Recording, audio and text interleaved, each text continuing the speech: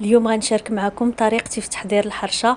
كتجي رائعه جدا، كتجي مرمله من الداخل ديالها وهشيشه، واهم شيء ان هاد الحرشه راه دغيا كتوجد 10 دقائق حتى ل 15 دقيقه كتكون واجده.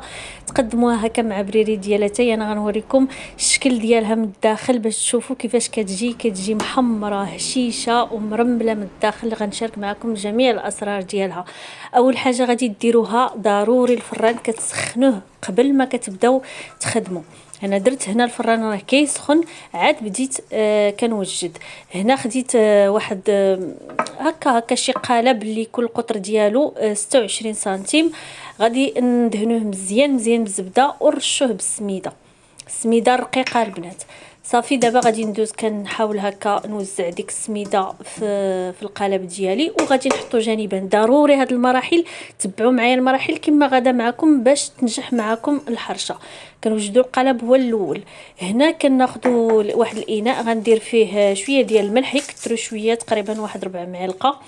ضفت ليها الساشيه ديال الفاني، وكنضيف 3 معالق كبار ديال السكر سنيده، ما يعادل تقريبا واحد 4 كاس عنبه.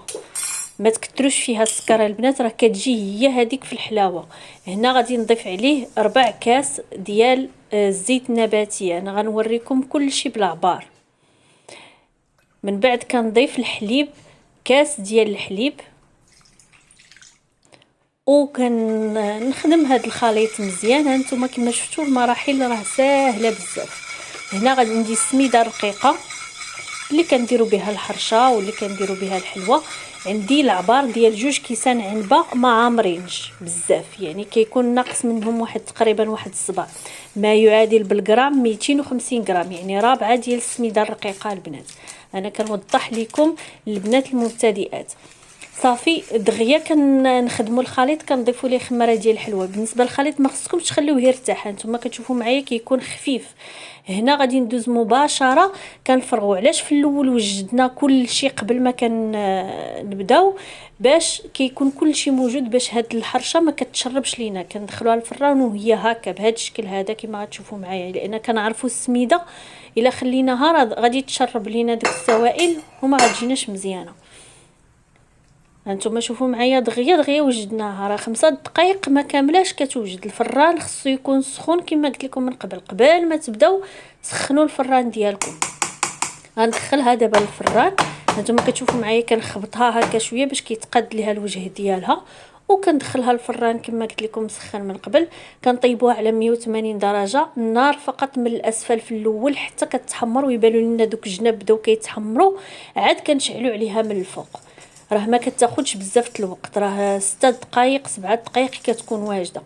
صافي هنا كنحاول هكا بشي سكين كنخليها حتى كتبرد واحد شويه، وكنحاولها كنزولها.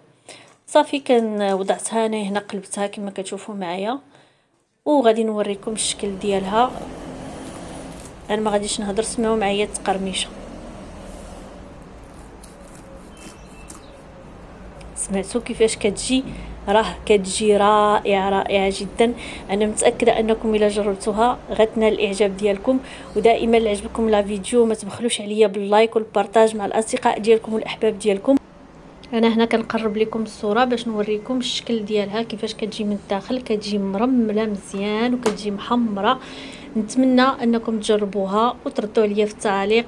شكرا لكم على حسن المشاهده، وملتقانا في فيديو قادم ان شاء الله.